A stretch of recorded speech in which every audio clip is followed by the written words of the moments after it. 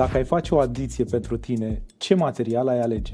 Ei bine, aici eu am un privilegiu față de pacienții mei, deoarece eu pot să folosesc pentru mine osul pe care l-am încercat și l-am validat pentru o perioadă bună de timp. Este osul Augma de la Bonsfir, care are câteva criterii de aur așa pentru mine. Este foarte biocompatibil, adică nu vorbim aici de a fi respins de către organism sau de a avea vreo toxicitate. Are o foarte bună osteoconductivitate, adică el face o matrice, un schelet în care osteoblastele, celulele formatoare de os, vin și se colonizează și cumva ghidează regenerarea osoasă. Este fabricat și ambalat într-un mod steril, deci nu avem riscul de infecții și cel mai important, este foarte ușor de manipulat, foarte ușor de aplicat, pentru că degeaba avem un os cu 1000 de calități dacă noi nu îl putem aplica ușor sau nu poate fi poziționat pe grefă foarte bine.